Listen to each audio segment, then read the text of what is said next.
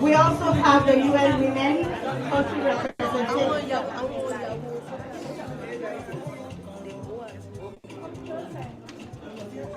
The UN Women Country Representative to Nigeria. UN Women Country Representative to Nigeria and the ECOWAS is also here. Her Excellency Mrs. Beatrice Elion. There's an addition to that name. I'll get to it. Sit beside the lady. Thank you. Can we all take our seats at this time, please? We're going on live, please. We're streaming live. So please, let's be seated. Let's stand for the national anthem before we do all the... Let's stand for the national anthem. Remember, we are live, please.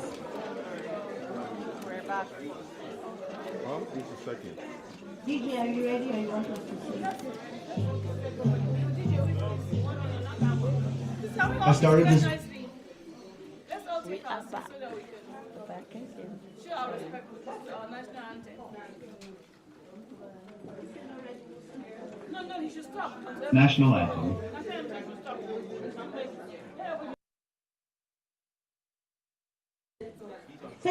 Please take your seats so that we can do this properly.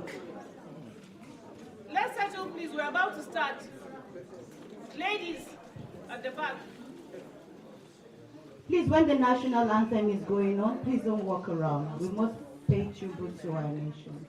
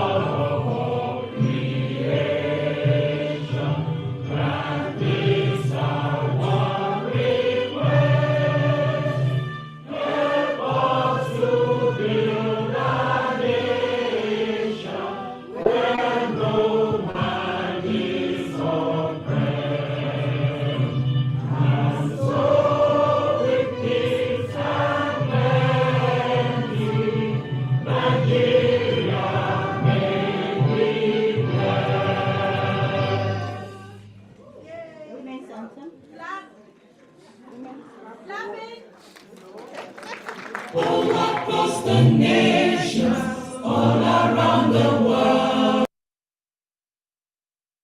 to be free, no longer in the shadows, forced to stay behind, but side by side in true equality. So sing a song for women everywhere. Let it ring around the world and never, never cease. So sing a song for women everywhere. Equality, development, and peace. Women can't be silent when all around the world people hurt and hungry children cry. We'll sing out loud for justice and development and hold the rights of all the people high. So sing a song for women everywhere. Let it ring around the world and never, never cease. So sing a song for women everywhere. Equality, development, and peace. are working to build a better world, where the love of peace can rest on every shore, where men lay down their weapons and learn to love and share, and people work to bring an end to war. So sing a song for women everywhere. Let it ring around the world and never, never cease. So sing a song for women everywhere. Equality, development, and peace. So sing a song for women everywhere.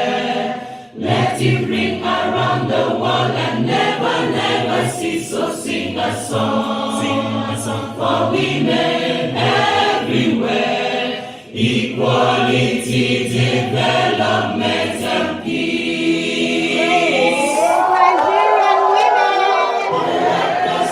Great Nigerian women! Great Nigerian women! Great women of the world! I can see our sisters from other countries here in the hall. Please can we all be seated? It promises to be an exciting event. Today we're gathered on the 12th of March on the wings of the CSW 69 to take on this event, the high-level strategic joint event for gender equality and women's empowerment, convened by the Honorable Minister of Women Affairs, who is changing the narratives for Nigerian women, Her Excellency, the one and only irresistible, magnificent, articulate, authentic, and notable Iman Suleiman Ibrahim, SSI, the first woman to occupy the Minister of Police Affairs. She's a philanthropist. She is the first, also one of our own that we are running around and rallying around, first FSI to become a minister in the Federal Republic of Nigeria. Please let's celebrate this Amazon. Nigerian women, blow your trumpet. Blow it loud and clear. I can't feel you. I can't feel you. Are there Nigerian women in the song? Okay, let's go. Nigerian women, blow your trumpet.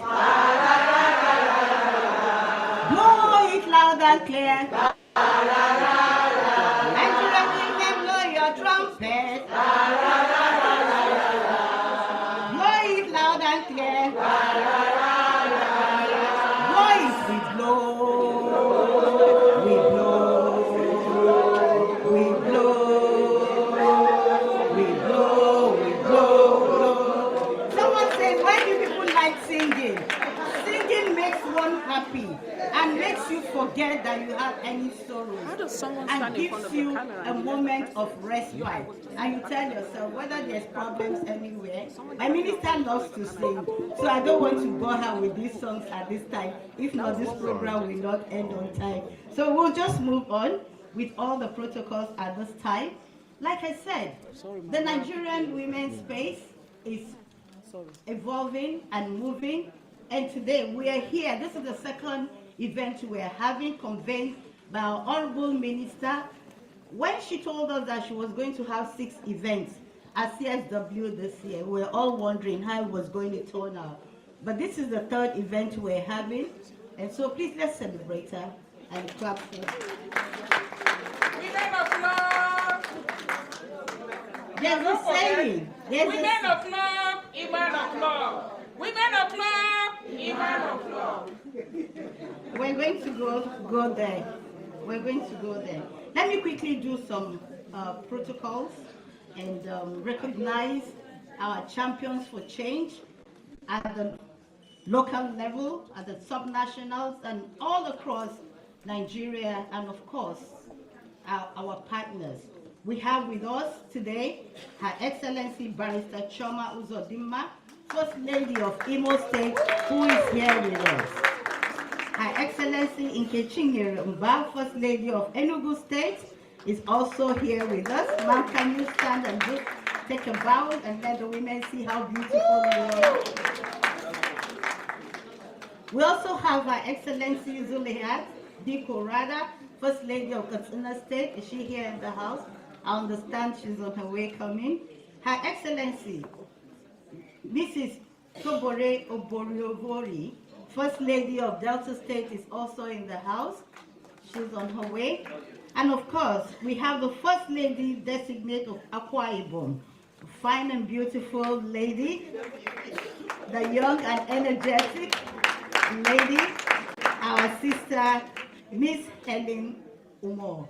I'll get the second name later. That's why I stopped at Miss Helen Umor. Thank you so much. We also have in the house with us the former Minister of Women Affairs, Dame Pauline Talon, CON, this year's back. And of course, we have the APC Deputy Woman Leader here in the house. Zainab Ibrahim is here with us. Great women of Africa, champions of change from the civil society space are all here with us to celebrate. We have Hansi Ebere, and of course we also have another former Minister of State Environment. She's here, she was also a woman leader. She's here with us, Miss Sharon. I said former woman leader of APC. Miss Sharon Kiazo, she's here with us. Ma'am, you're welcome. Please stand and take a bow. Let the women know you are still around. Thank you, ma'am. And of course, at this time, without wasting much time, we're going to just quickly take the welcome address. I will skip it because he's not here. Sindoni? Oh, okay. His Excellency, Mrs. Sindov Ndoni, the Chargé d'Affaires of the Nigerian Permanent Mission, is here. Oh, I didn't know he was sitting right there at the back. Sorry. Oh, we are in the midst of women. So please, blessed are you amongst women. You're welcome, sir.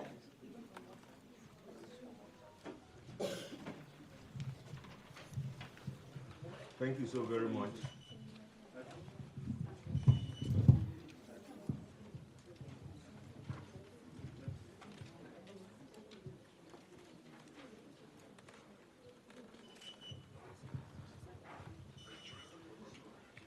Excellencies, distinguished guests, ladies and gentlemen, good afternoon to all of us. We are happy, particularly me, happy to be in the midst of these very vibrant, brilliant, excellent looking, beautiful women. Women, oh yeah! Thank you, thank you. If we decide to also be jealous, we will grumble that in the midst of all of us, we are just about 5. Is it fair? Oh, we should experience it. Thank you. It is sorry, we are waiting for the It is a privilege to address you today on this critical subject of accelerating the growth of gender equality and women's empowerment in Nigeria through strategic partnerships and collaboration, as well as looking at achievements, challenges, gaps, and way forward. This subject is not to be discussed merely as a policy objective, but as a fundamental necessity for sustainable development, economic growth, and social justice for all in our dear country. Over the years, significant progress has been made on gender equality and women empowerment. More than ever, Nigerian women are accessing education, taking leadership roles, and contributing meaningfully to the political, economic, and social sphere. Our legislative frameworks have been strengthened, and global advocacy efforts have equally brought gender issues to the forefront of development agendas. However, despite these advancements, persistent challenges remain. Structural inequalities, gender-based violence, economic disparity, and cultural barriers continue to hinder progress and limit the potential of women and girls. As we all know, no single entity can achieve this goal in isolation. Strategic partnerships between Nigerian government, actors in the private sector, civil society organizations, and community-based organizations will play crucial roles in bridging these gaps. By working together, we can develop policies that not only protect Nigerian women's rights, but also create opportunities for sustainable empowerment. It is only through collective action that we can mobilize resources, implement effective policies, and ensure that our progress on gender equality and women empowerment is both measurable and sustainable.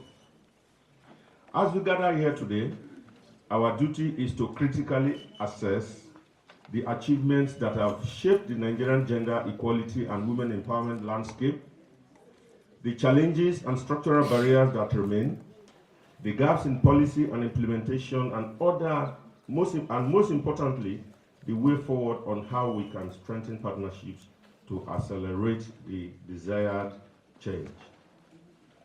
Excellencies, ladies and gentlemen, our commitment to gender equality and women empowerment must translate into concrete policies, investments, and systemic change that will uplift, empower women and girls in Nigeria.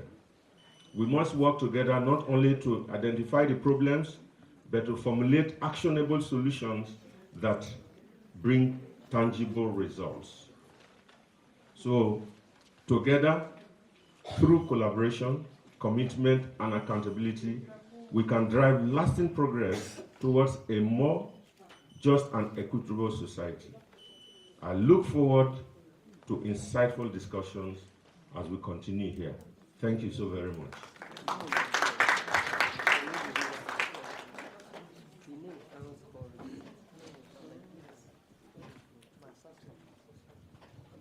Please can we celebrate him again with another round of applause? Thank you for always supporting us in our journey. At this juncture, we want to invite to give a goodwill message from UN Women, who is UN Women International, here represented by our sister Beatrice Ayon.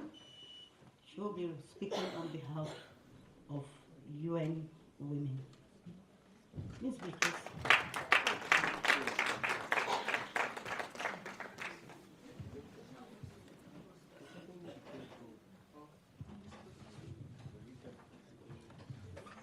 Good afternoon, everyone. I'm going to be speaking on behalf of our Deputy Executive Director,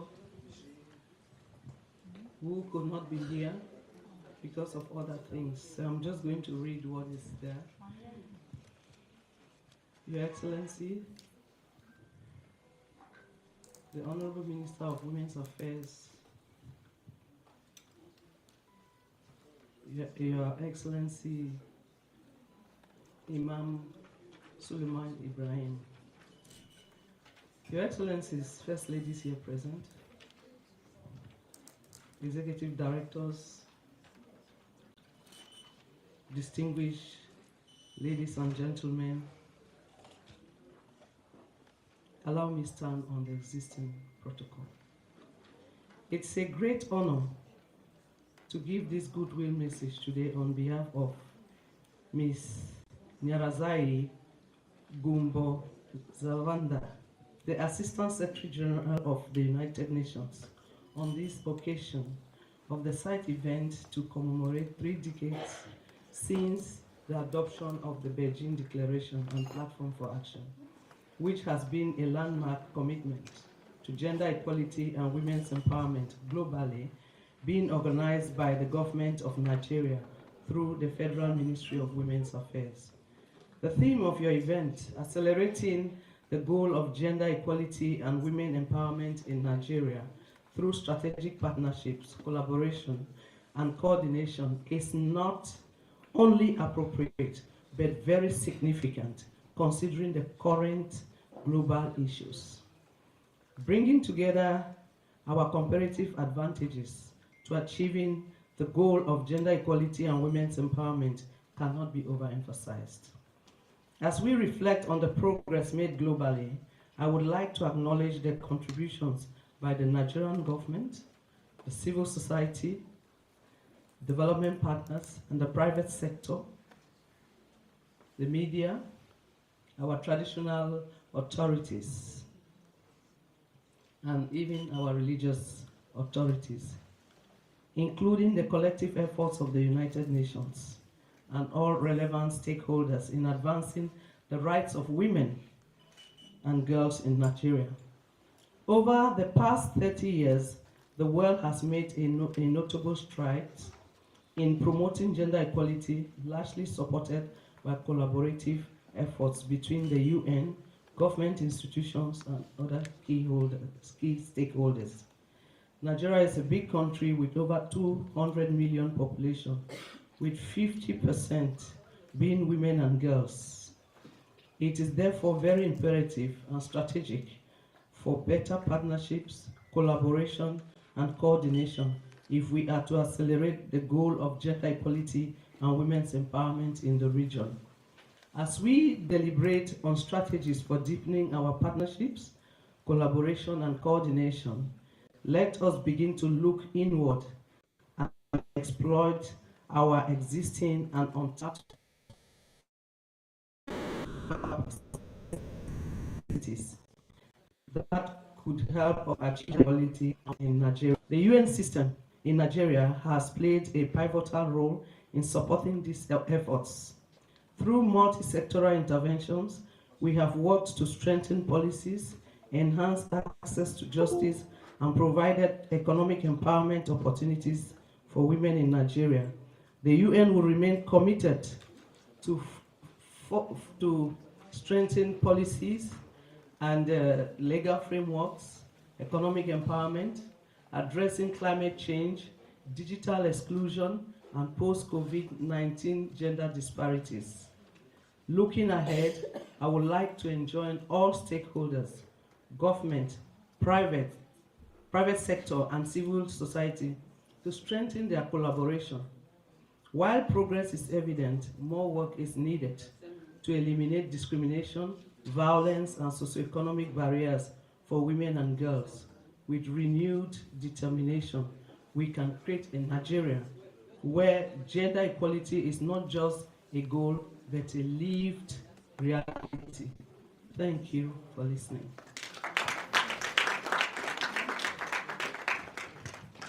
Thank you so much for the goodwill message. At this time, we'll listen to a video or watch a video on Beijing at 30 in Nigeria, an overview of UN Nigeria and partners' contributions towards Beijing Declaration and commitments for the future. This will be projected now, so you can watch. Yes.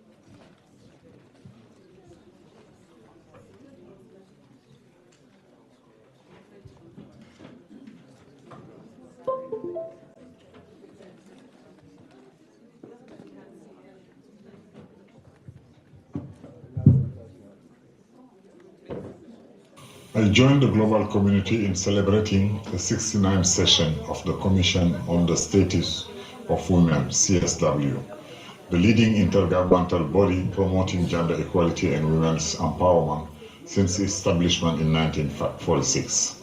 CSW 69 is particularly significant as it coincides with the 30th anniversary of the Beijing Declaration and Platform for Action, offering a chance to assess progress, address challenges, and explore innovative strategies for the next 5 years.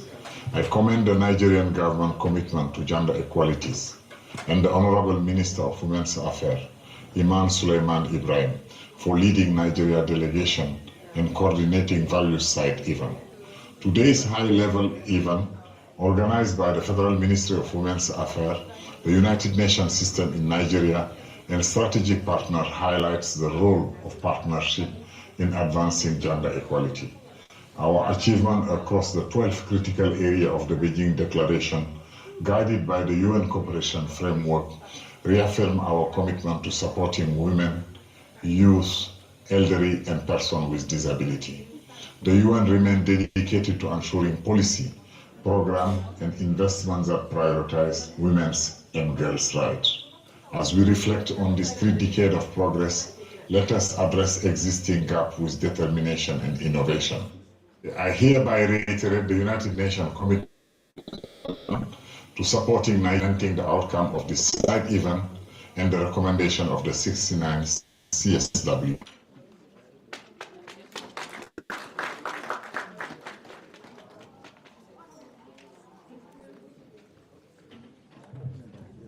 That's the country statement by the resident coordinator of the United Nations in Nigeria, Mohammed Ford.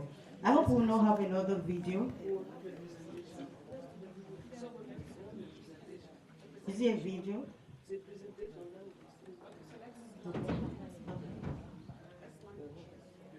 On this note, we want to take the special remarks by our convener, the Honorable Minister of Women Affairs, who has deemed it fit for us to curate this event at this time.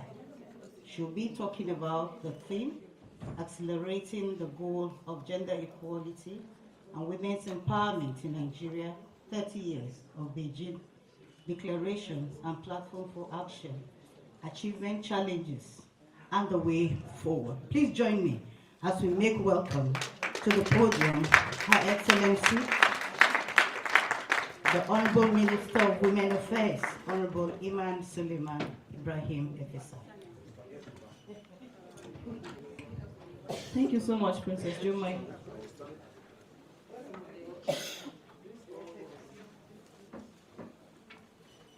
Your Excellencies, the First Ladies of Imo, Enugu, Katsina, Akwa Ibom, and Delta.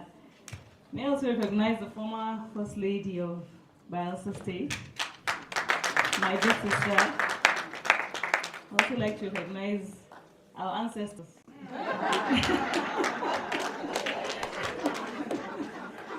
Former of many things. The former Minister of Women Affairs and Social Development, one of my predecessors, and the former Minister of State Environment, also former and the first national woman leader of the biggest party in Africa, the APC.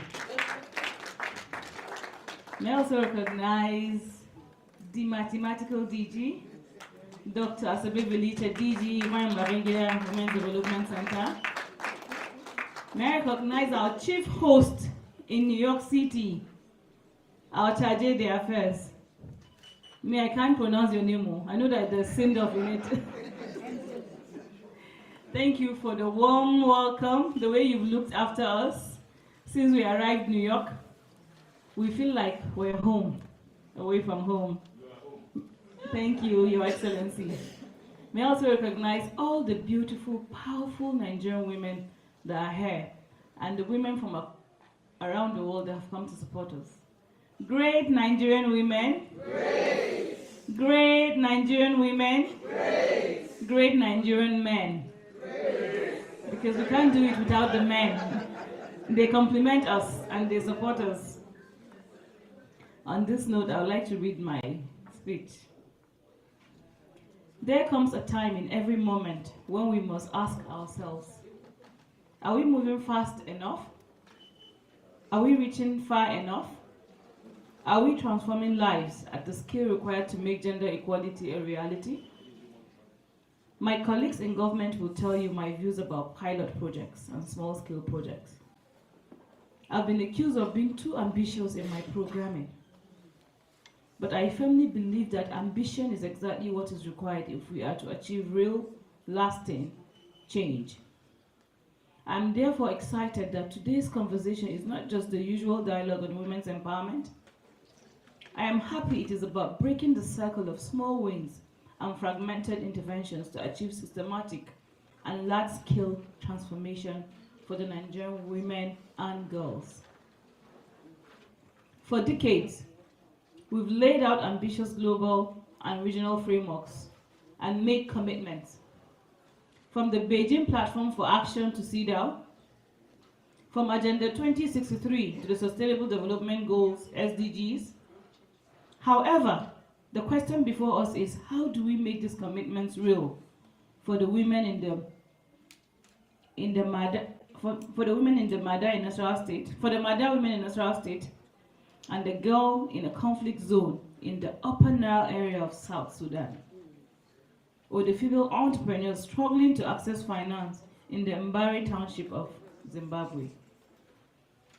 Your Excellencies, distinguished delegates, the time has come to pivot our strategies, to move from high-level discourse to localized community-driven solutions that accelerate scale and impact. COVID-19 reversed some gains achieved in the last decade. We must therefore act now with urgency. Globally, women still earn 20% less than men for equal work. 1 in 3 women experience gender-based violence in their lifetime. 132 million girls remain out of school. And our current pace, it will take exactly 300 years to close the gender gap completely, based on estimates. In Africa, women make up 58% of the self-employed population, yet they receive less financing when compared to their male counterparts. Women account for nearly half of the world's smallholders farmers and produce 70% of Africans' food, yet women own less than 20% of land in the world. I can go on and on and on, but I believe we are all very familiar with this stark reality. What is worrying is the sluggish rate of progress, despite the groundbreaking commitments in the Beijing over 30 years ago. Let me say that at this point, we are dealing with a crisis of skill. Programs and policies that work for a few must be designed to reach millions. Localization of the global agenda requires us to shift from centralized, top-down approaches to grassroots-driven interventions. This means the following.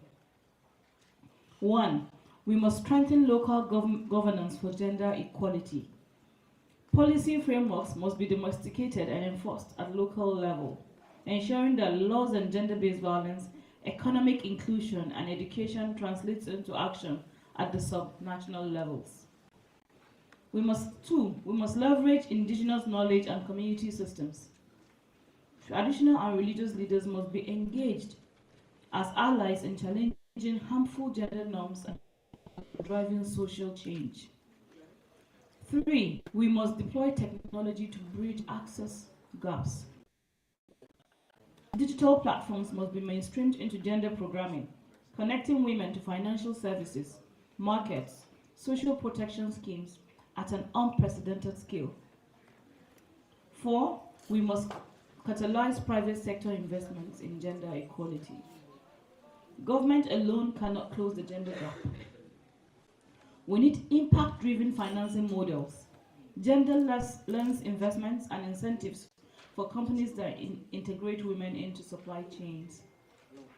Under the renewed hope agenda of our leader, our father, His Excellency President Bola Ahmed Tinubu, GCFR, Nigeria is driving bold reforms to institutionalize women's empowerment and localize gender equality policy and deliver interventions at scale. We have an ambition to empower 10 million women over the next 3 years to boost their productivity and contribute to the achievement of a $1 trillion target of this administration.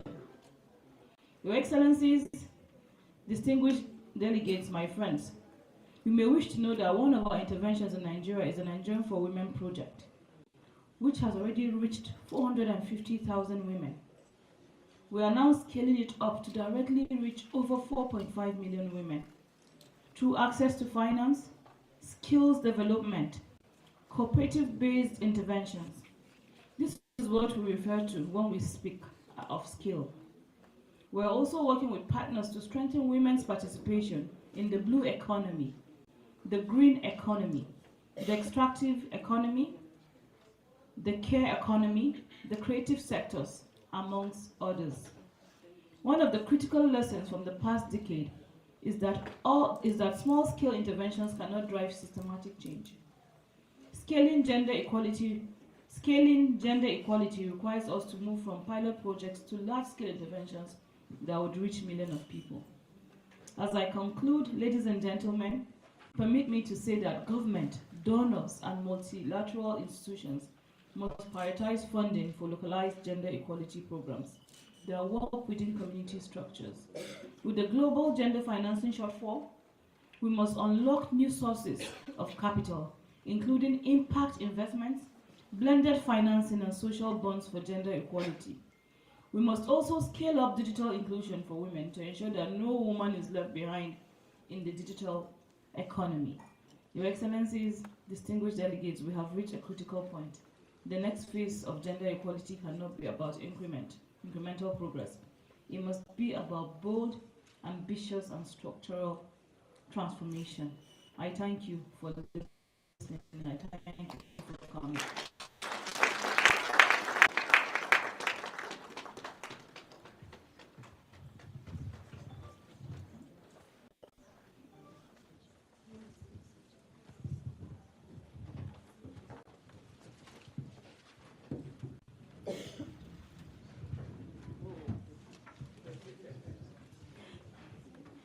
Our minister does her thing. So please let's appreciate her once again. Thank you so much, Honorable Minister. We just take a few recognitions again. We have joining us again this afternoon, Her Excellency, the Permanent Observer of ECOWAS to the United Nations, Kinza Jawara Njai. She's sitting there in the crowd quietly. You're welcome, Your Excellency.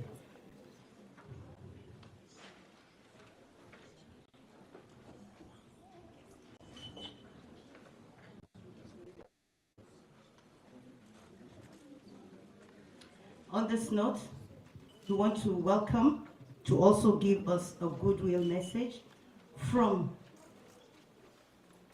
the Governor's Wives Forum,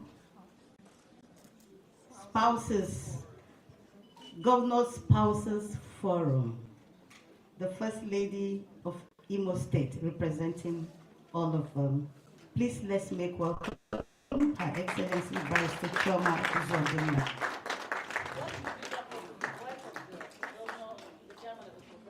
Oh, okay. She's the wife of the Governor of Imo State and Chairman of the Progressive Governors Forum. Thank you, ma'am.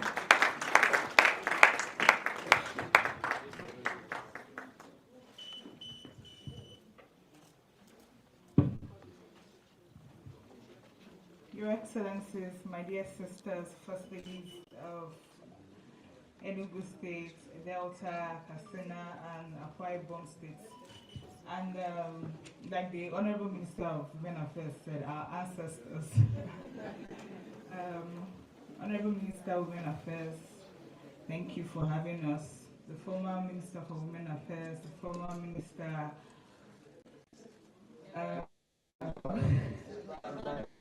environment, our Deputy Women Leader, Honorable Sabe, and our beautiful women, Nigerian women. Good afternoon, everyone. In 1995, the world gathered in Beijing and made a historic commitment to advancing women's rights. Almost 3 decades later, we stand at a critical juncture, one that calls for comprehensive assessment, deep reflection, and bold transformative action. The Nigerian Governor Spouses Forum has emerged as a strategic force in advocacy, collaboration, and policy influence, mobilizing first ladies across states to tackle gender inequality, gender-based violence, and economic marginalization. Our approach is multi-sectoral, evidence-based, and impact-driven, ensuring that our advocacy efforts translate into sustainable reforms. Aligning with the Beijing Plus 30 Declaration, in line with the Beijing Plus 30 Declaration, our advocacy focuses on key areas of the critical areas of concern, particularly violence against women and girls, strengthening women, increasing women's representation, promoting economic empowerment for women and girls. Drive progress. We have actively engaged in Nigeria, sending compact UNICEF, UNFPA, and UN Women, while working closely with UNAIDS and other partners. These collaborations have strengthened our advocacy for legislative reforms, state-level system strengthening, eradication of harmful practices, and improved maternal and child health core pillars in protecting and empowering women and girls. Our impact.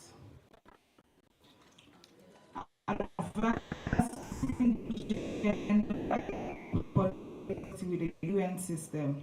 We are for the urgent need for stronger legal protections for women and girls.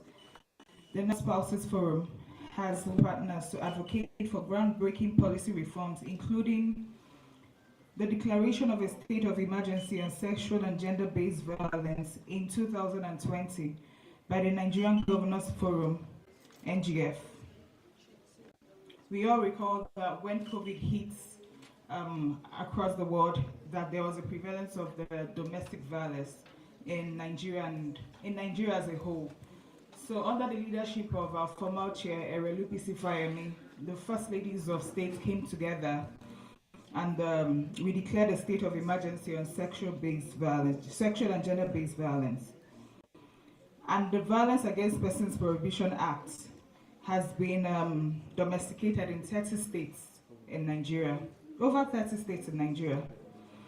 The domestication of the Child's Right Act, protecting children from child marriage, abuse and exploitation, and the development of gender-based violence response protocols in several states, improving reporting, survival support, and justice systems.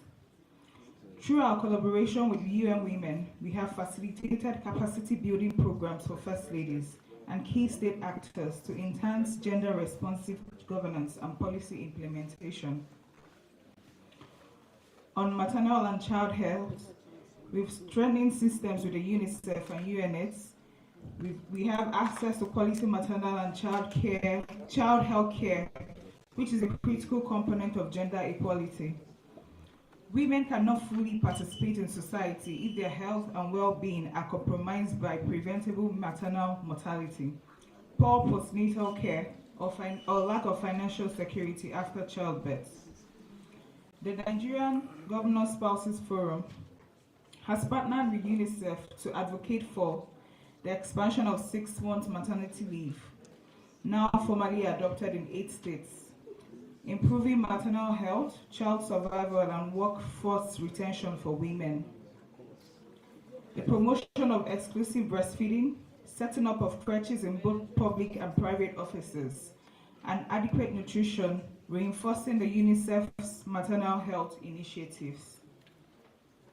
Strengthening child protection systems, including birth registration advocacy, prevention of child marriage, and increasing school retention for girls. Furthermore, our collaboration with UNAIDS aligns with national efforts to protect mother-to-child transmission of HIV. We continue to advocate for the integration of PMTCT services in primary health care, ensuring that expectant mothers receive early testing, treatment, and counseling. End practices in shifting social norms. The Nigerian Governor Spouses Forum has worked closely with UNFPA, UNICEF, and UN Women to address deeply entrenched harmful practices, including the eradication of female genital mutilation and child marriage, mobilizing First Ladies as state champions for community-based interventions. Social norms transformation programs engaging religious and traditional leaders to challenge gender stereotypes, promote positive masculinity, and advance women's leadership. Awareness creation through multi-channel campaigns, including media advocacy on SGBV and women's leadership. Through relentless advocacy, we are pushing for state governments to strengthen enforcement mechanisms for anti-FGM laws and child marriage bans, ensuring survivors receive protection, justice, and economic reintegration. Strengthening sexual and gender-based violence response. Through our flagship program, Nigerian Governors' Wives Against Sexual and Gender-Based Violence, we have facilitated the establishment of sexual assault referral centers across several states, providing medical, psychological, and legal support for survivors. Capacity building for First Ladies to improve state-level sexual and gender-based violence response systems. Strengthening partnerships with state ministries and civil society organizations, ensuring survivor-centered justice and long-term support. We continue to advocate for increased funding and accountability mechanism to ensure the full implementation and enforcement of sexual and gender-based violence laws and policies at the state level. The challenges and the way forward. Despite these milestones, key barriers still persist. Deeply entrenched cultural norms that resist gender-focused policies, inconsistent enforcement of laws, undermining advocacy gains, misinformation and stigma, preventing survivors from accessing justice or services, and limited financial commitment to sustain gender-focused interventions. We are scaling up our advocacy for greater impact. To address these challenges, we are intensifying our advocacy and engagement in the following ways. Deepening grassroots mobilization by leveraging our influence as First Ladies. We will intensify engagement with traditional and religious leaders, wives of local government, women group leaders to drive community-led advocacy, policy adoption, and social behavior changes at all levels. We will continue to advocate for institutional mechanisms that go beyond policy enactment to ensure full enforcement, survivor-centered justice, and real impact at the grassroots. Our concerned efforts remain on pushing for greater financial and policy commitment from state governments to sustain sexual and gender-based violence response systems, economic empowerment, and maternal and child health programs. These strategies are not new. They build on the work of the Nigerian Governor Spouses Forum has been leading, ensuring that our advocacy moves beyond commitment into concrete, lasting change for women and girls. As we reflect on the Beijing Plus 30, the Nigerian Governor Spouses Forum reaffirms its commitment to breaking systemic barriers that limit women's rights and opportunities. We call for accountability in enforcing existing legal frameworks, more access to justice for survivors of gender-based violence, women in leadership and decision-making roles, economic empowerment and education for women and girls. This is not just an agenda for women, it is an agenda for national progress. Where women thrive, we remain steadfast in our advocacy and partnerships to ensure that no woman or girl is left behind. Thank you, and God bless the Federal Republic of Nigeria.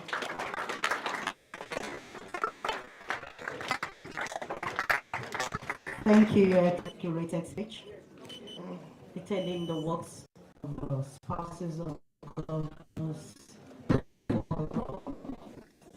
who are also doing their things. On this note, we want to bring to an end the first session with pictures. So we'll take some pictures and then we'll go to the next session where we'll be doing more actions on the street. So Honorable Minister, yes ma'am, we're taking the pictures on stage right now.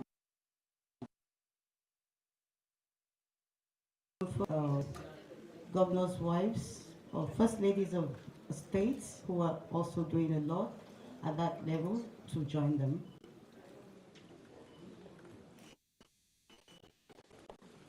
Please be reminded that the second segment is about of the activities we're doing at the subnational level.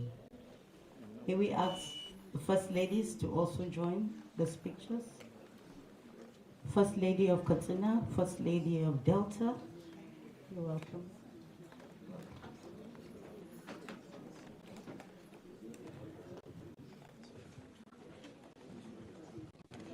First Lady Designate of Akwa Ibom, First Lady Enugu, First Lady Imo State. Please can some of you go to the other side? Thank you. These are champions of change at the subnational level. They're doing a lot to help us deliver on the mandate and the renewed hope agenda as it affects women, children, girls, and families.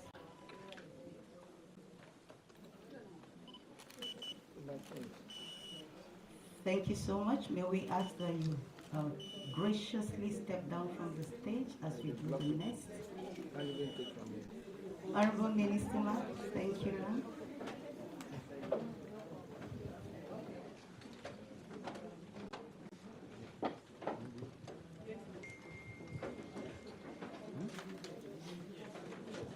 May we also invite the former ministers to join this photo session and the mathematical digital.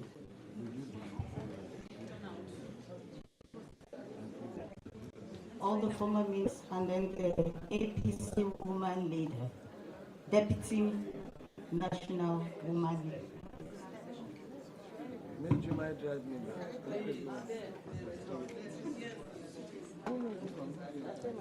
The former First Lady of Manchester State.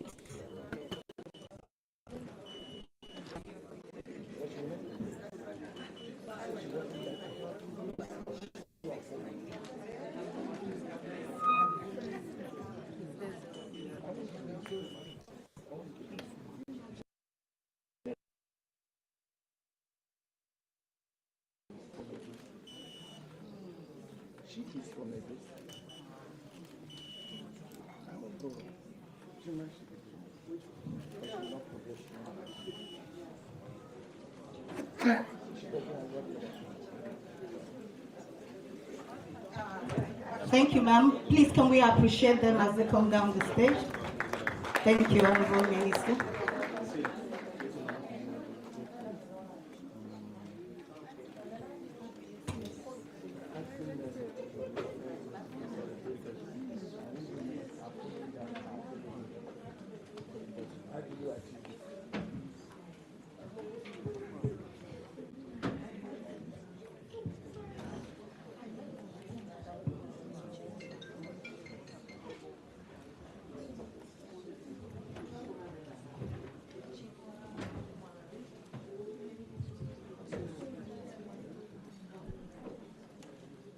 The next presentation will be by the UN Nigeria Country Representative to ECOWAS and Nigeria, Ms. Beatrice Iyo.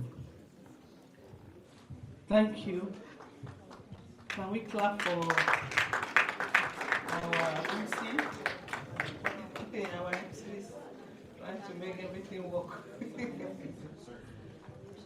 So, ladies and gentlemen, Your Excellencies, it's another honor for me to stand here to present. And I want, before I start presenting, please permit me introduce our UN Women Reps who came here today to support us. So we have Marie Goret, She's a UN women representative of Mali. We have Maimouna, who is behind there. She's the acting UN women representative of Niger. I want to differentiate it from Niger. I always call it Niger. And I also want to say that this presentation was actually made by the UN Nigeria, not UN Women. I am presenting the United Nations in Nigeria. The other representatives could have been here, but they are not here. So they asked me to do this presentation. I hope we'll go faster. So I'm going to go fast. Please just continue, just go ahead. We are looking at the contributions that we've made for these 30 years. I think just for people who are not from Nigeria, Nigeria is the most populous country and has one of the largest economy, if not the largest on the continent. The statistics we see there, 2022, maybe it's more now, 218.5 million inhabitants. And women constitute about 50% of the population. 3% of the persons are still living under multidimensional poverty. Let's go ahead. We know all. In terms of gender, we have 52 million women live in extreme poverty, representing over 60% of the poorest populations. We have the problem of gender pay gap. So, 7 cents for every $1 that the men are using. We have, all of us, we know all this, the female representation.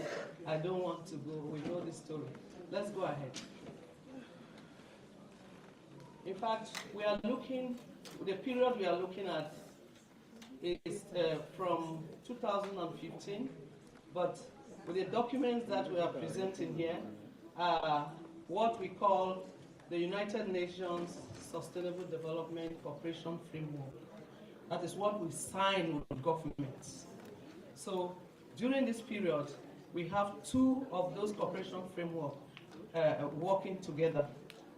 So 2020 to 2025, we know about the COVID, and I've just said that we actually signed 2 partnership agreements with the government of Nigeria. And these frameworks align with the national priorities because they align with this National Development Plan, Economic Recovery and Growth Plan. Can we go ahead? Let's go ahead. And here, I'm not going to go into details.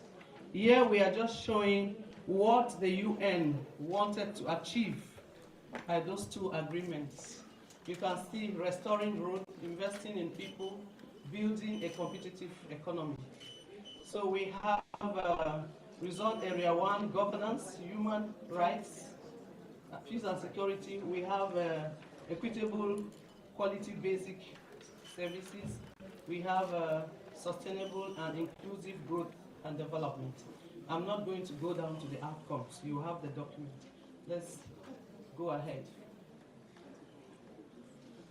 So, we are looking at 5 key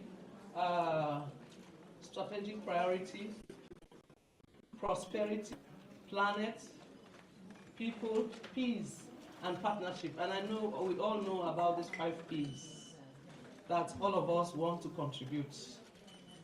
So we're working on 4 strategic priority areas. Let's continue. I don't want to read. And this is the approach that we use. These are some of the things we do as UN. We are involved in convening, consultations, and advocacies in terms of gender equality and women's empowerment.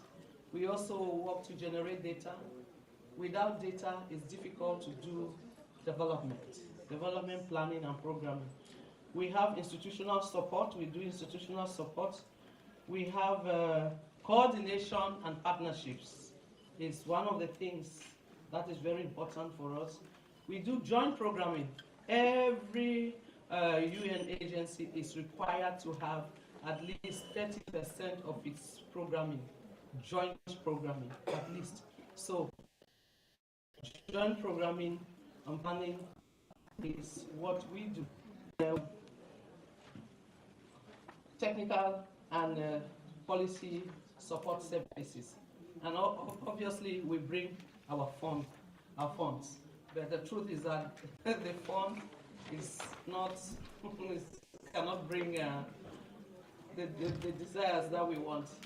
And the partnerships, we have partnerships with the academia, member states, we have with states, we have with CSOs, NGOs, and other vulnerable population. We also have a partnership with the private sector. We have the media. We work with media. We also we work with young people, as well as traditional rulers and religious leaders. Inside there is just that is not very clear. In the center is the government. The government, the ministries, their development agency, and all. We are there at all levels, working with them. Let's continue. The next slides we are going to look at, all of us, we know these are the 6 clusters that our Honorable Minister was presenting the other day, the progress that we've made: inclusive development, shared prosperity and decent work, poverty eradication, social protection and social services. We have environmental, we have freedom from violence and stereotypes, peaceful and inclusive societies and participation, as well as accountability with gender responsive institutions. Let's go ahead. Now here, we are actually narrowing this thing down to show that though the UN has a big program, but what we are presenting here is just what concerns gender equality and women's empowerment. So you can see the disparities that were there around for the year 2020. Let's go ahead. Here, the question we are trying to answer here is, well, has there been any progress? Because what I have viewed and what I've seen is that whenever we talk about gender equality, we are always negative. They are always negative. It looks as if for 30 years, nothing was shifted, no position went. But it is not true. So we try to look at statistics, because normally statistics don't lie. And we have statistics from the UN, statistics from World Bank, statistics from the National Bureau of Statistics. We looked at them from 2015 to now. Has there been any changes? And so what we see in terms of inclusive development, shared prosperity and decent work, we see that there has been some progress. It's true that we have not gotten what we want, and we are not where we want, but some progress has been made. You can see in terms of women's labor force, you see the participation was 42.4 in 2015, and 2024 we have 58.0, 58%. That is progress. That is progress. Women-owned businesses, we have also progressed. That statistics is coming from the National Bureau of Statistics, showing that we have moved from 35 to 41. And you see the contributions of the UN. Over 8 million households benefited from income-generating activities. 12 million entrepreneurs had their capacity built. So what is down here is what UN Nigeria has been doing for gender equality and women's empowerment in terms of inclusive development. Let's go to the next. And when we look at poverty eradication, when we look at It's not poverty eradication. When we look at, yes, poverty eradication, social protection, and social services, we look at the indicators. They have improved. They have improved. In 2015, we had maternal mortality per 100,000 live births, 814. Today, we have 556, around there.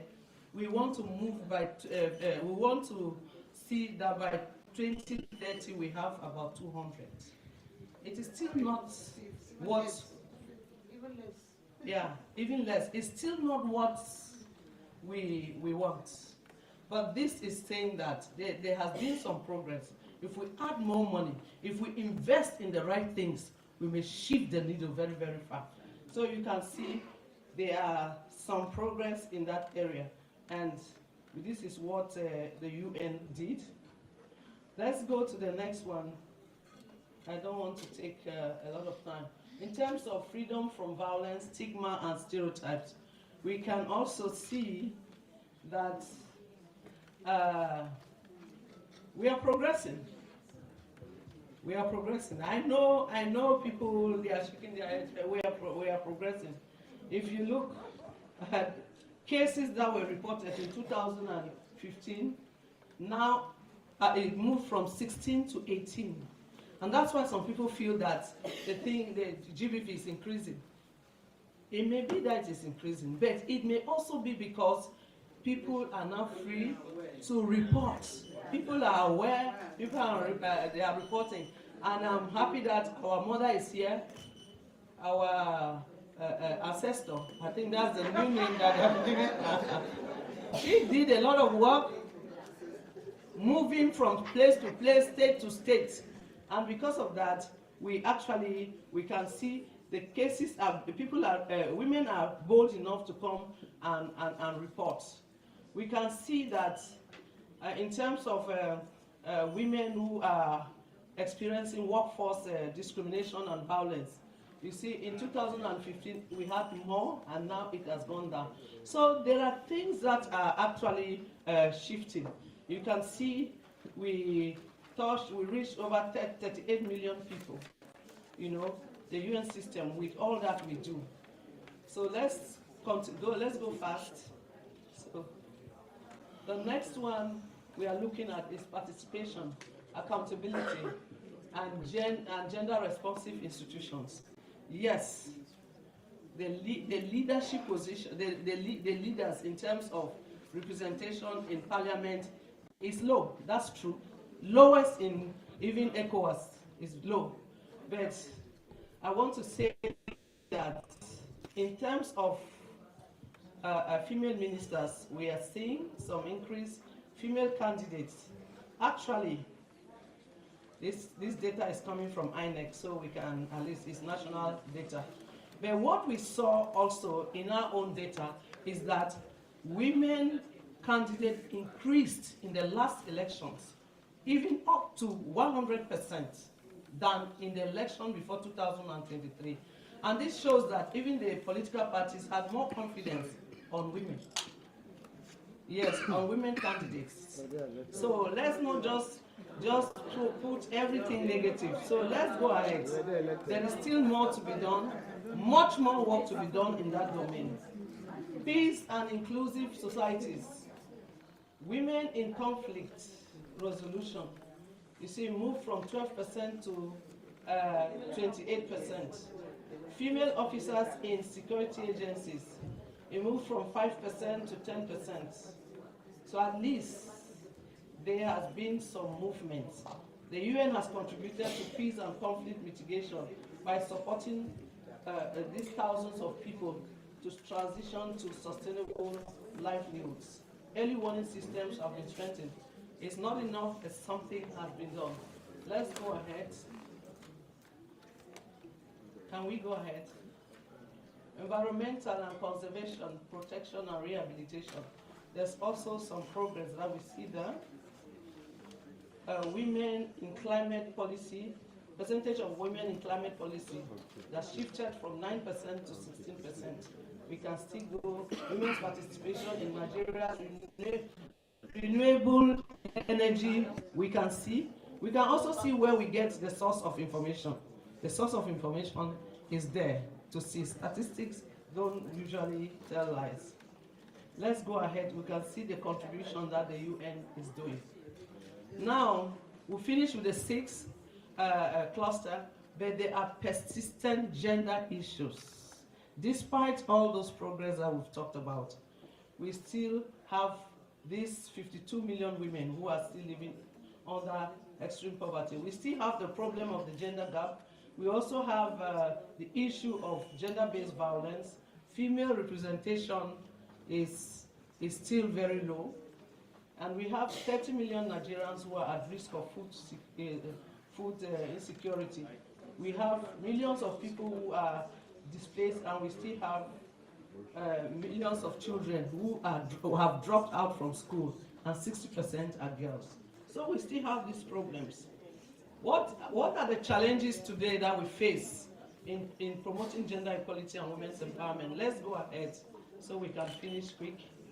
One is how to reduce negative masculinity. It's an issue. We need to work at that. It means we have to bring the men. The men have to be with us. So to bring positive masculinity and also develop progressive social norms. How to strengthen the legal frameworks to facilitate women's access to power. You have heard about the special seats. We are moving. But in other countries, we have quota laws. Those quota laws, they facilitate women's access to elective positions.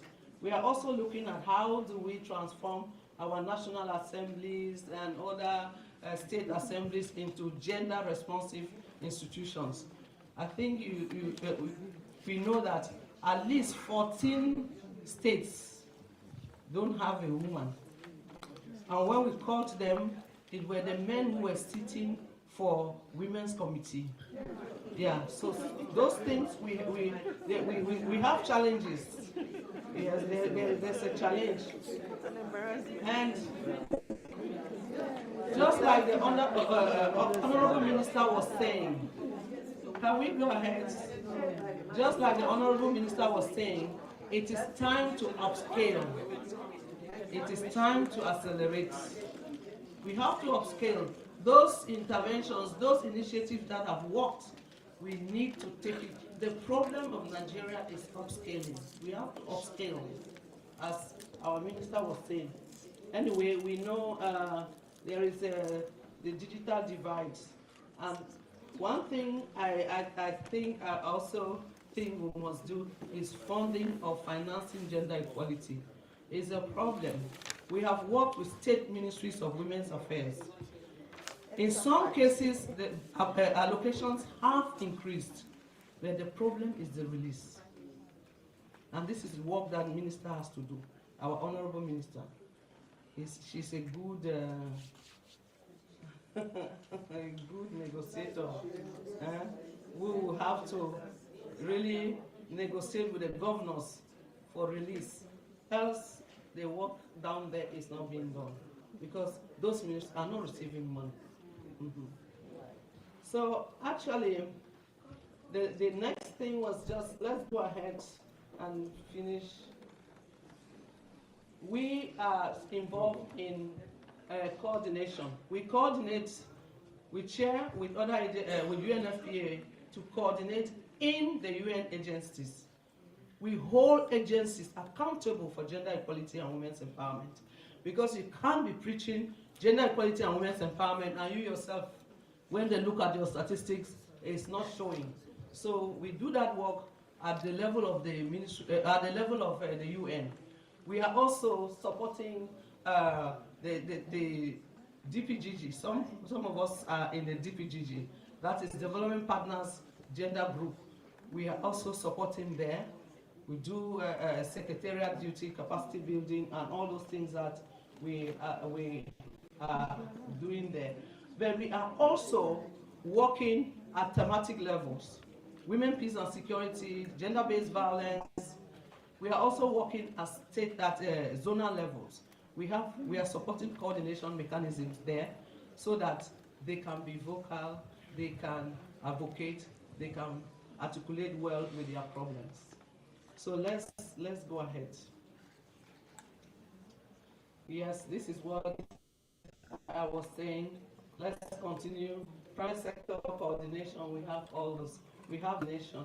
We'll be facilitating data generation and use across 36 states and FCT. We have been also advocating with governors. I myself too have been on the field, advocate for increase in budgetary allocations.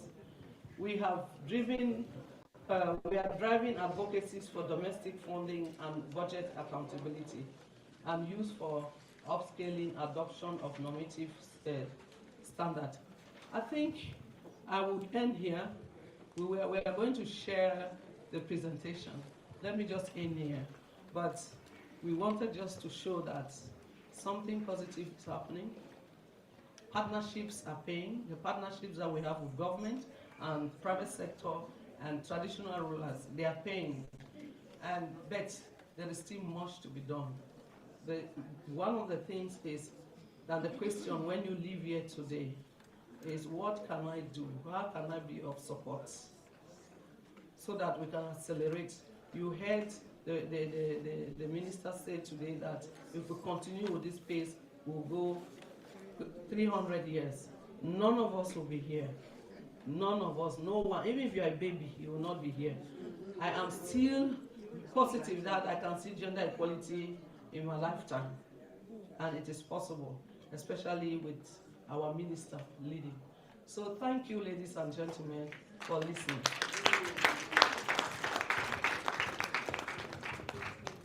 Thank you so much. At this time, we want to do a few questions in the audience. We still have a video of some of the activities that the Honorable Minister has undertaken in less than 4 months in office to actually showcase that she's driving the change from the national to the local. Because since she assumed office as Honorable Minister, she has visited 14 states in less than 4 months. Please, let's appreciate her. We have a beret. First, a beret Fendu, who will be leading us on this. And after a beret have 5 minutes at this time, so that we can do it.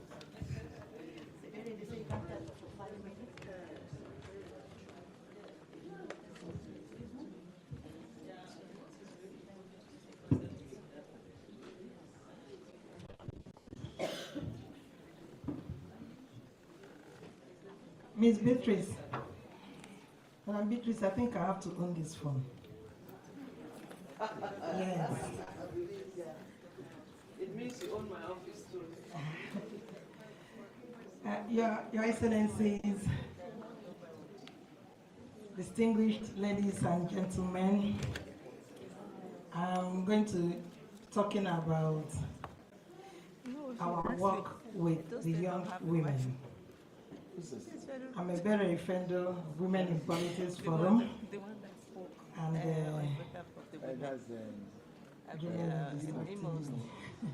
I just want to say a little about Women in Politics Forum and the work we do with the UN Women. Our mission and our vision is really to support women, and especially the young women. I say young women because I've worked over the years with older women. They have their mindsets already made up. And the more you try to teach them, the more they insist that they know how to do it better. So we decided to look towards the young women. Our board of trustee member and founding member of Women in Politics Forum is here. My dear sister Sharon Ikazo. And the Honorable Minister is a paid-up member of Women in Politics Forum. I always say it proudly, because we are raising critical mass of women that will take over the political space. So without even talking about, women in politics broadly, what we have done to ensure that after Beijing, 30 years after, we have raised good young women. I'm going to talk about the academy we run in Nigeria. The academy is one of its kind. I attended a political academy in Benin, and I reached out to the UN women to say, look, we need to step this down, and we are doing that right now. So we've been to 11 states. We have Kwara states and the rest. We have actually empowered over 1,060 something young girls with this project, and some of them are already occupying positions. Like in Benue State, we have 2 members that were appointed as polling unit agents in 2023 elections. In Kwara State, in Kaduna State. Like Beatrice said, she will share the document. I also will give the secretariat the documents to share. But I just want to say that working with younger women and giving them the wings to fly, they are really flying higher than I expected. Like some of them, we ask them to go to these politicians, both men and women, tell them you can assist them. You know, it has to be an entry point. And I tell you, 3 of my girls that we mentored in Plateau State today are essays to the governor of Plateau State on media and communications. And so we also have empowered them to reach out to women to pick up their PVCs. And they did that in different states. We are stepping down. Every day I get, you know, like for Beijing plus 30 and then this CSW that we are having now, it's being replicated in the states by the young women. So you see why I decided to put my strength and energy towards younger women, and it's yielding a magnificent, interest. So come 2027, I'm going to be reaching out, before then actually, reaching out to first ladies that are here. And then I'm going to, send the girls as, mentees to some of you. And I also, just not when I say mentees, and what I mean by mentees is that you help them also to get, positions within government. Help them, to get tickets for those of them that are ready to run. We need godmothers as we have godfathers. And I know that amongst us here, we have godmothers. So we are going to make a difference. And for me, I want to thank you young women, honestly, because of the tremendous support. You just allowed me to do it my way, and today we have a lot to celebrate. So without wasting more time, because GEWE is just GEWE, I don't think I've seen anything up to 5 minutes. I think I have more minutes. You see. So, but anyway, I'm going to share the documents with you so that you look at it, and I'm open to partnership. We want to partner with other states to ensure that we have these young girls trained in your respective states. So please, if you have an idea or you want us to work together, we are open to partnering with all the other states. And let me now finally say that for Women in Politics Forum, we believe that women who want to participate in politics, what we demand from them is actually character and integrity.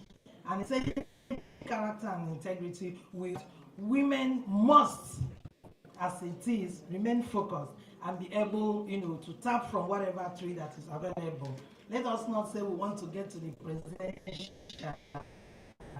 We are still looking for women at the grassroots level. So we'll start from there and keep multiplying the thought. Thank you very much, Madam Ebere Fendu. We would like, speaking about intergenerational mentorship and the role of young women in promoting gender equality and women's empowerment, I'd like to call very briefly Gloria Kasang-Bulas to please come and speak from a young person's perspective and the work, working in collaboration with UN Women, but also at a subnational level. Gloria, please, if you could, you have 5 minutes.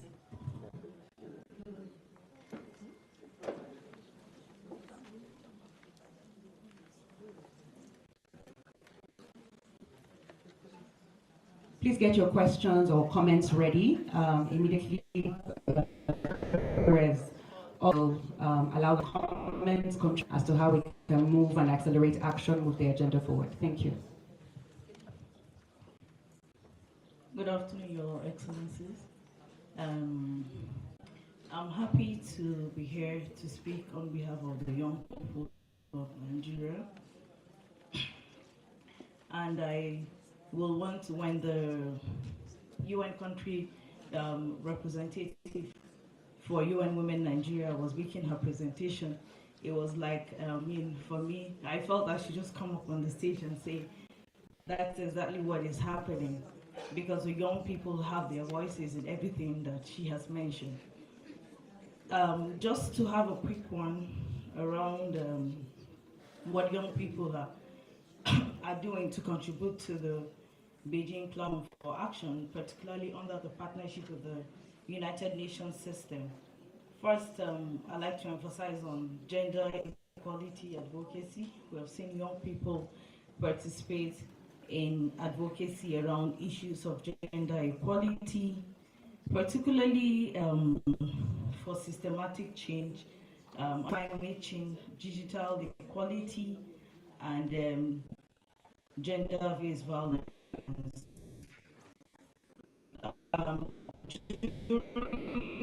In 2020, I took more than today, where they showcase women and men advancing digital tools and innovation. It showcased about 22 innovations from young people, which is a huge plus for the UN. Also, the UN Women particularly, I have this book with me. I know some of us have not seen it, or some have actually come across. This is one of the interventions by UN Women in Nigeria with respect to the Beijing law, to the Beijing declaration, where in 2022 young women were matched with older women to be mentored, and this is what the intergenerational mentorship is all about. I'm happy to also, let me use the word that everyone has been using, the ancestors are here, and so there's so much to learn from them. And for those that feel they are not yet ancestors, maybe to someone like me, they're already working towards that. Because we will need them to do the, of course, to step in for mentorship for young people.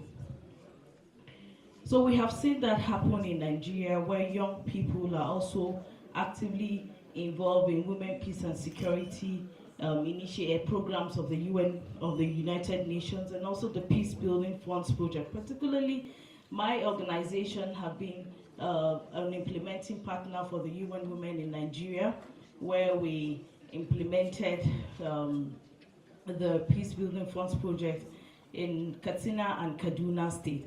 And I can confidently say that young women were actively involved, and we could see the changes that happened from the support we gave in terms of mental health and psychosocial support for women in conflict areas, and also livelihood support that we provided for those women. And there was also a platform for intergenerational dialogue that show you the importance of intergenerational dialogues as solutions and helping us as young people.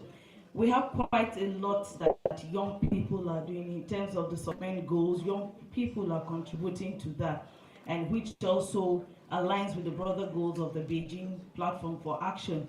We're seeing examples of young people contributing to SDG 5, SDG 4 around quality education, innovations, and quite a lot.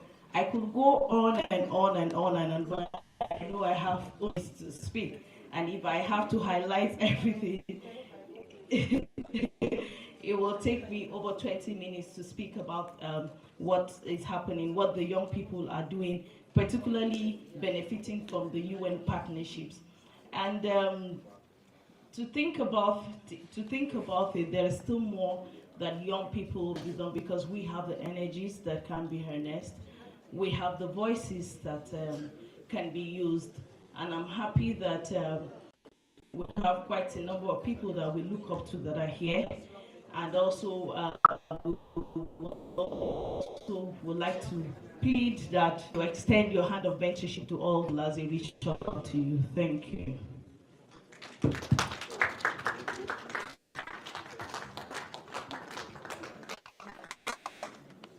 Okay, thank you very much, Grace. So we're coming to the audience. Questions, comments, clarifications. If you have questions, please say who you're directing the questions to. If you have comments, please make it clear that it's a comment and keep it short, please, not more than 1 minute. And I think, okay. Let me start from the front and I'll work my way to the back. Madam Jume said 3 questions, but I think if you can make it brief, we'll stretch to 4. Comment or question?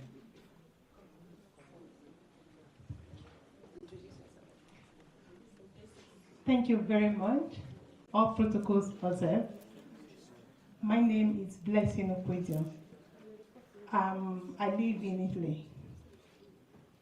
I run an association of women survivors of sex trafficking and prostitution in Italy.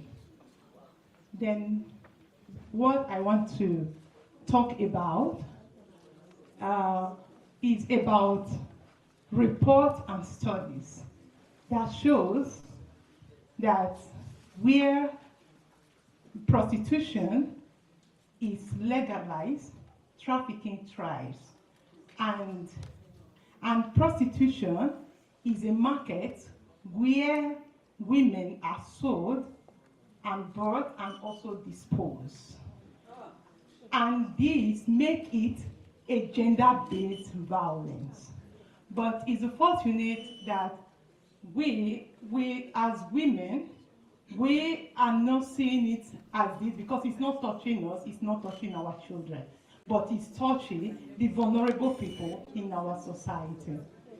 And Nigeria, according to report and study, is described as a source, origin, and destination country.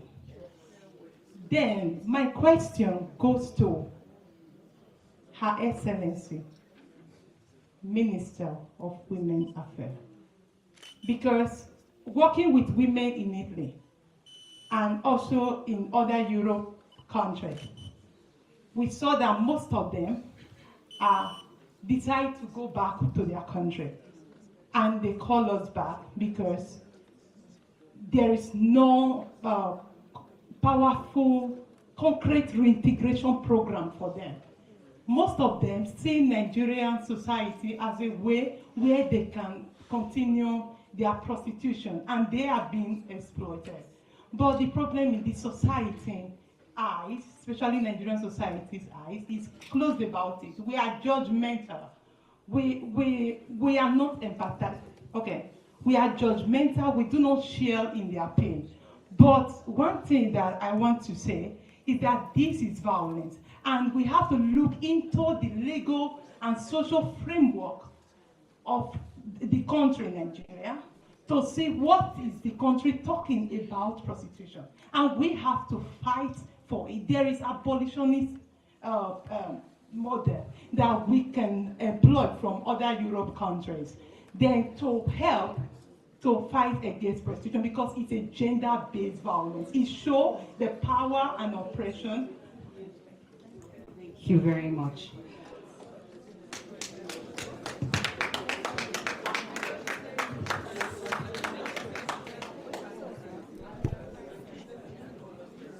Madam, thank you so much for all the work you're doing around human trafficking. And all your points are valid. I would have answered you as a former DG NAPTIP, but you've answered your question. Thank you very much.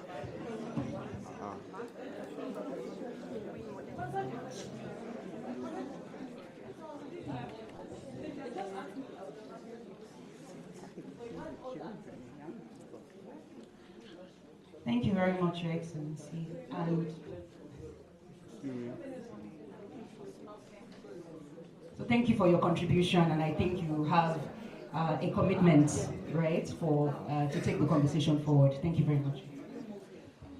Thank you very much, Honorable Minister, our ancestors, participants, delegates.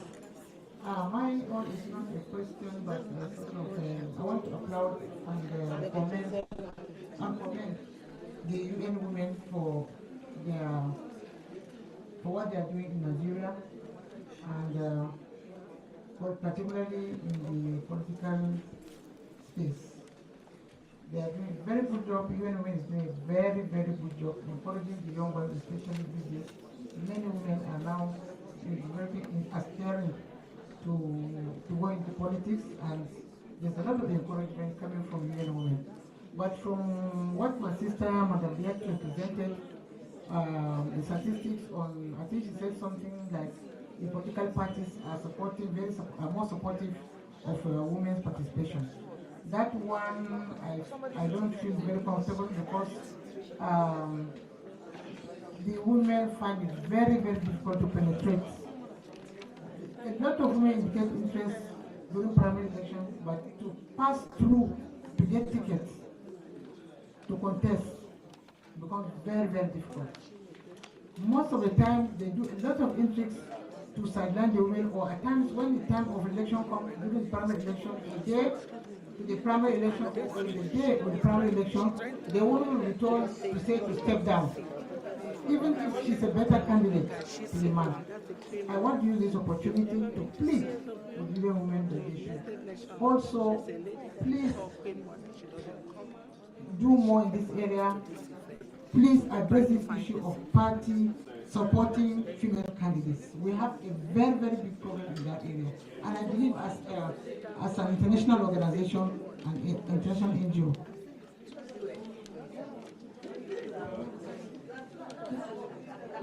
okay, that would be nice. But I think the women too can also come in and support female candidates. Thank you.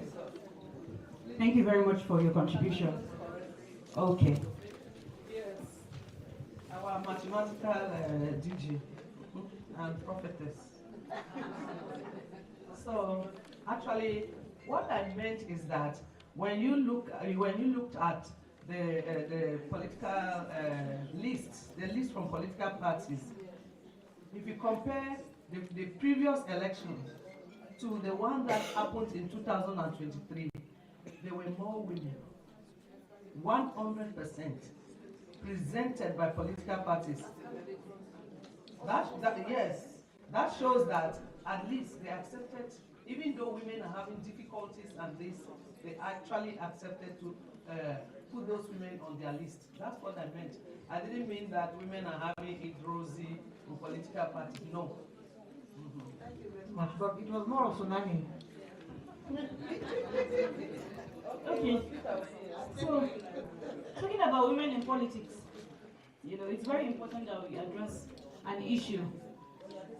We have to speak true to ourselves. Only a mad person will do something the same way and expect a different set of results. So we must come back to the drawing table and speak to ourselves. Do we truly want to increase the number of women participating? First of all, women interested in politics. Women participating and women actually translating from being aspirants to candidates. Do we really want to achieve that? We cannot do that in silos. You see, whatever the UN Women is doing it on their own, with the public. So they have their limitations. What they're supposed to do is to be able to strengthen the federal government's mechanism and the state government's mechanism so that we can be able to build that kind of capacity to do the right kind of advocacy. UN Women does not have the authority to decide candidates for the government in Nigeria. The young lady came here and she spoke about thanking UN Women. UN Women will not give her a ticket. No, but UN Women can support the people that will give her the ticket.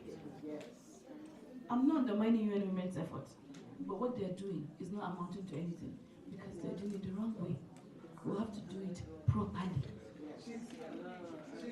We have to do it properly. If you go and train young girls to do what? To do what? Self-confidence. But we want more than that. I'm a self-confident woman. You are. We want more than that. We want them to translate into tangible results. So you and me, this is my appeal that going forward, whatever you do, you must do it with the people that matter. Otherwise, you also undermine our efforts. Because whatever you're doing, we're also doing it. So that means we're wasting resources. We want the resources coming to Nigeria to count. Madam, excuse me, I'm talking to you and women, and you're talking to her. It's important that she hears, that she understands this. Later on, you can come and see her for discussions, okay? Yes, but it's very important you are women. All your stakeholders are here. So we're holding you accountable for this, UN Women. That you must work with the federal government and the state government organs. You see these first ladies, they can do to you what you cannot do on your own. Because these are going to be the godmothers for these aspirants. They're going to be their mentors. Because these ladies, when they translate into candidates and members of the state assemblies, that will be their legacies. That will be their legacies. So if you're training them without involving them, then you're not doing it the right way. Because after you do your training and it's time to decide who the candidates are, guess what's going to happen? They have their own interest. You have to understand the local politics. We want to come back here and celebrate next year. Otherwise, you see me here, I'll just go and do country statement and go. Because nobody wants to work without results. I'm result oriented. We want to make progress. We want to come back here and say we have additional XYZ. I saw something on the news that INEC has reconstituted a committee on 2027 elections. So it's happening. It doesn't matter. When Sarah Jibrin came out to run for presidency, guess how many votes she had? Even her husband did not vote her. Her brothers and sisters did not vote her. So we've gone past that level. Now we have to hold ourselves accountable. What are we willing to do for that full female participation and female involvement and female success when it comes to political and elective offices? But trust me, you heard the mayor from Gambia speak.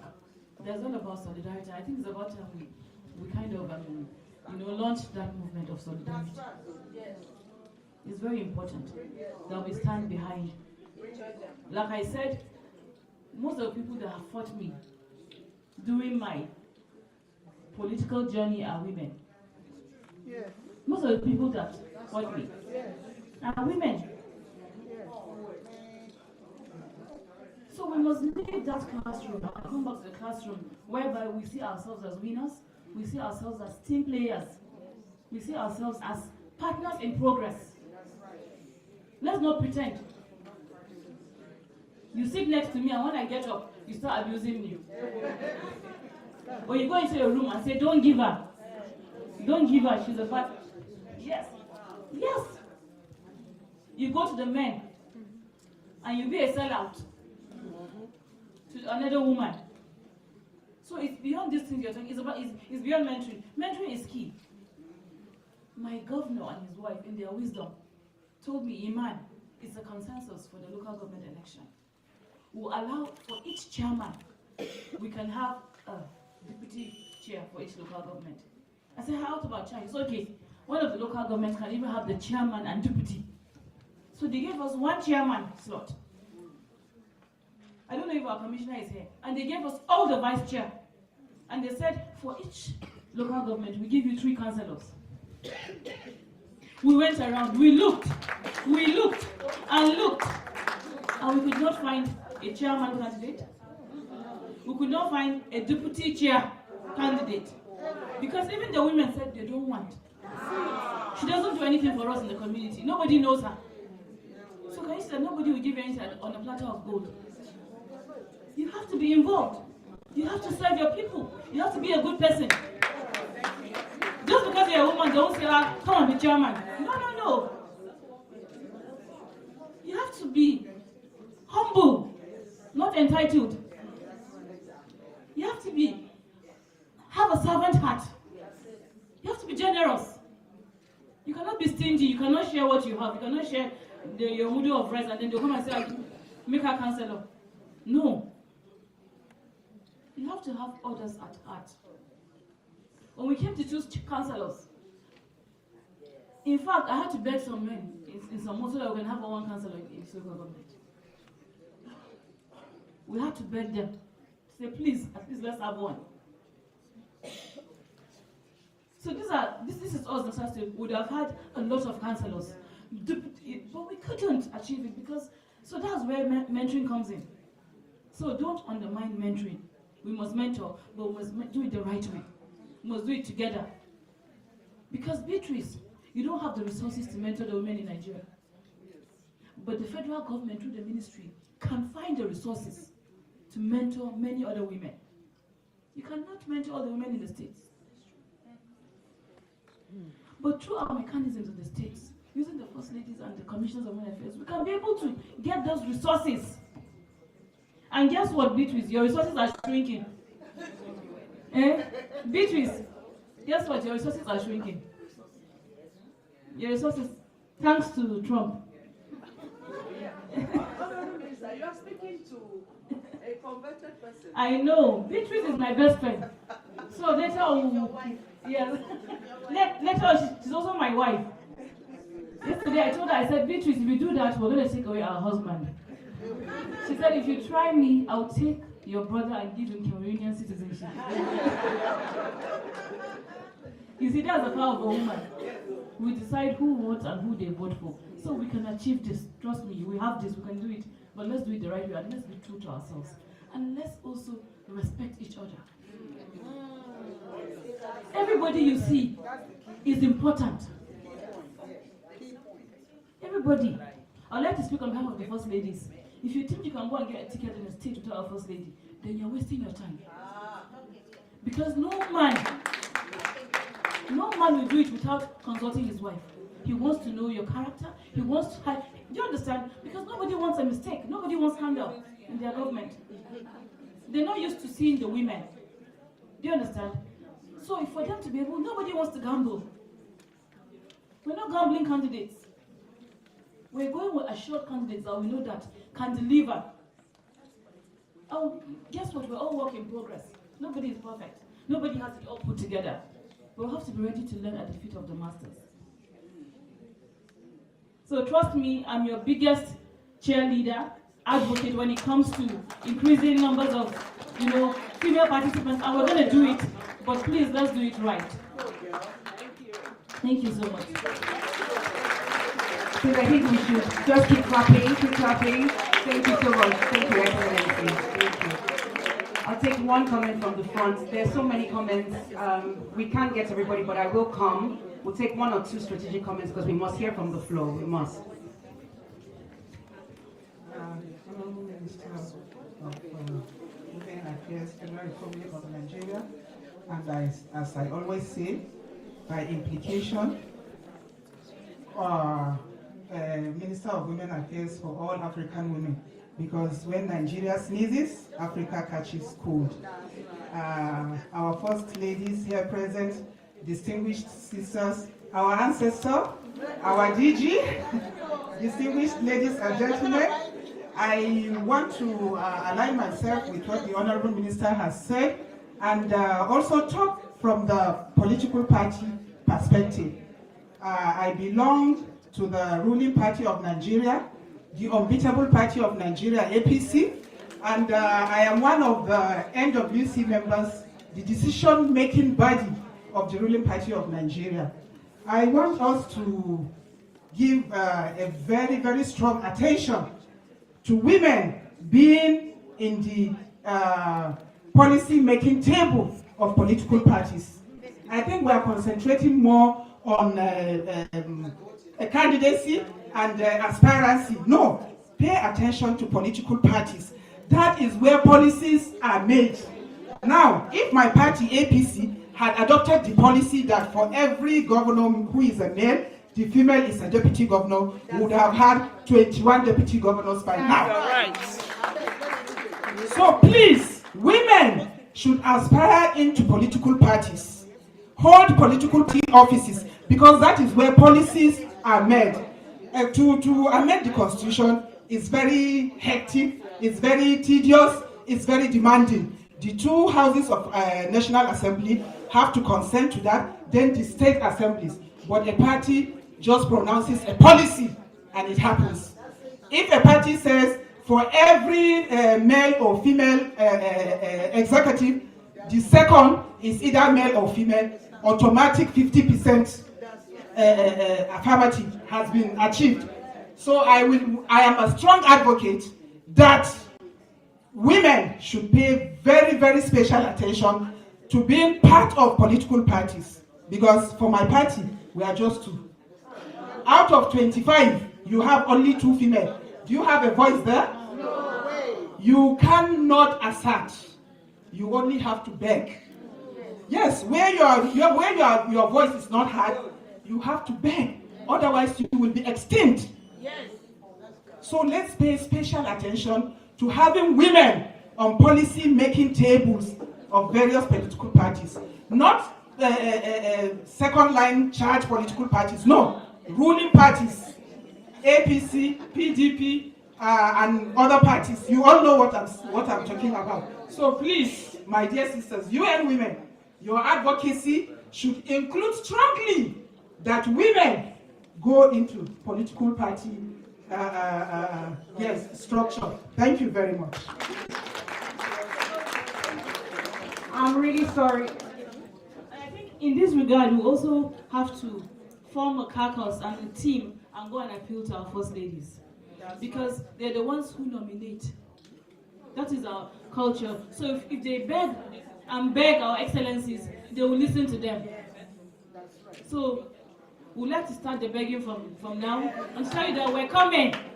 We're coming to lie down on the floor, so that we can start from there. Thank you very much. Thank you very much, Your Excellency. I apologize, I've been told that we're out of time. This event is supposed to end at 3 o'clock. I know there's so many burning questions. Her Excellency did have a fireside chat yesterday. They can put all their questions in. Yes, please. We'll share an email address that you can forward your questions to, and we'll do our best to ensure that they're addressed. And of course, Her Excellency is still in the room, the country rep for UN Women Nigeria is still in the room, so you can find them and engage them once that's over. I'm handing the mic back to Madam Jumaye. We have a video to play to just continue to show you some of the work that is already being done, and then we'll wrap up. Thank you so much. Thank you so much, Fabia, for doing justice to that. Please, can we just sit down, relax, and take a look at this video.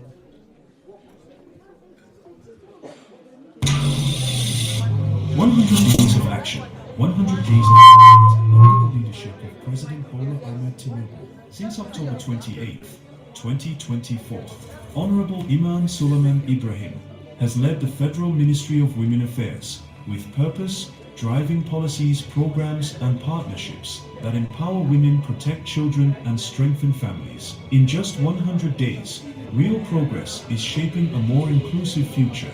Here's a look at the milestones achieved under President Bola Ahmed Tinubu's renewed Hope Agenda: gender equality, equity, and balance, setting the strategic direction for gender inclusion at the 29th National Council for Women Affairs, strengthening gender-responsive budgeting to ensure equitable policy funding. In line with President Bola Ahmed Tinubu's commitment to inclusive governance, engaging with global partners to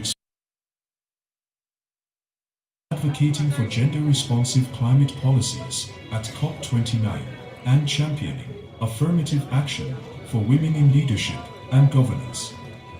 Institutional strengthening in governance, with a new permanent secretary appointed, a ministerial retreat developing a strategic action plan, and high-level engagements optimizing policies and operations. The Ministry of Women Affairs is building a stronger foundation for lasting impact. Women empowerment, child development, and family welfare, mobilizing 10 million women for economic inclusion through the Happy Woman platform, advancing President Bola Ahmed Tinubu's vision for economic growth across Nigeria, launching the Mulwat Sara Accelerator with Women Bank to provide training and financial access, empowering women in agribusiness with the Boko Sai Women Rice Processing Factory, driving nationwide action against gender-based violence, expanding support for SGBV survivors, and strengthening policies to protect children across Nigeria, reinforcing President Bola Ahmed Tinubu's commitment to family welfare. 100 days down, a lifetime of impact ahead. Under President Bola Ahmed Tinubu, Honorable Iman Suleiman Ibrahim remains committed to empowering women, protecting children, and strengthening families for a more inclusive Nigeria. Together, we move forward, creating policies, programs, and opportunities that transform lives.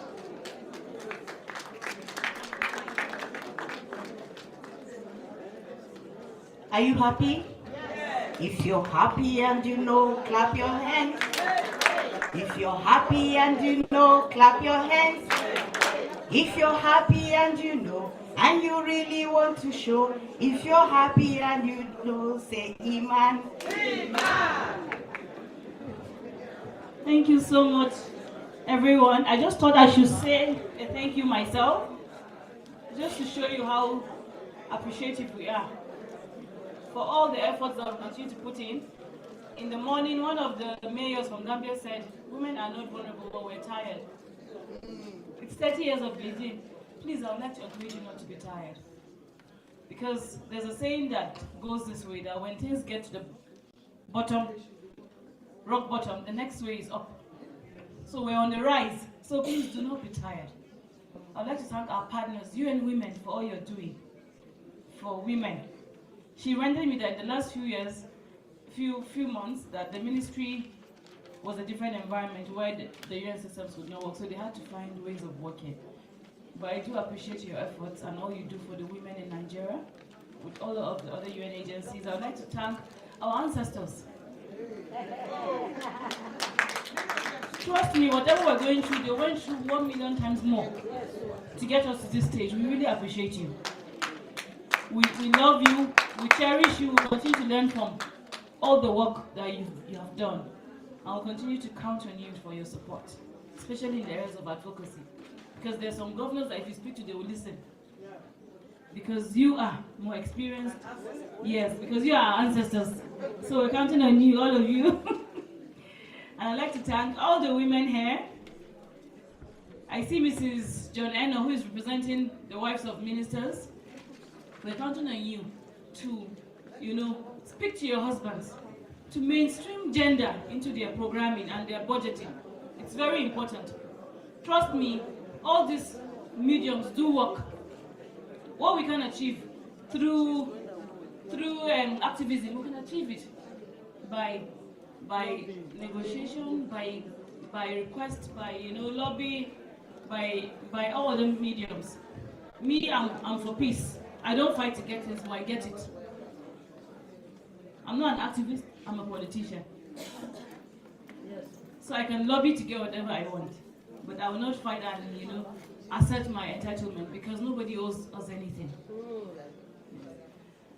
Thank you to everyone. Thank you to our first ladies for taking our time. You guys came and stayed till the end. You're very critical for this journey that we're embarking on.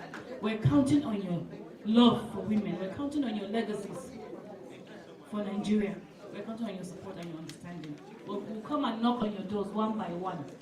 I'd like to thank the organizers of this event, the UN system, and the Ministry of Women Affairs. I know I've been on your neck. I'm still going to be on your neck because you guys decide to do a lot of programs. So we have to make sure that they count. I look forward to seeing all of you on our next programs tomorrow, Friday, and Saturday. Thank you so much once again. Enjoy the rest of the evening. Thank you, ma'am. Let's rise for the national anthem and close. There's a loss of phone. If your phone is lost, please come and pick it up. Please let's all be on our feet for the national anthem as we close this event. The national anthem is our symbol of togetherness. Please let's be on our feet. Thank you. We'll sing only the first stanza with the kind permission of the government. After the count of 3. 1, 2, 3. In national anthem, Mr. Albert Congo, raise it.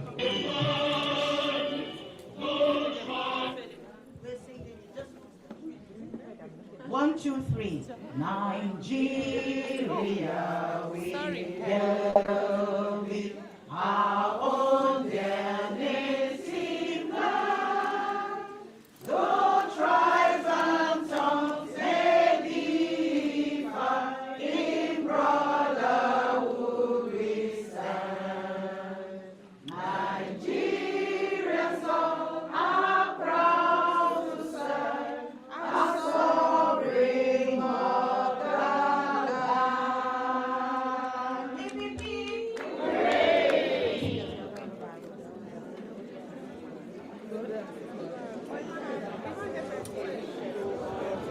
Please, ladies and gentlemen, please make sure you sign your presence at this event. If you haven't filled the attendance register, please make sure that you do. And for the person whose phone is missing, please come to the technical table. And if you have any questions, you can also come to the technical table and we'll log your questions. If you want to leave your questions, please come to the technical table and we'll log your questions. Thank you very much.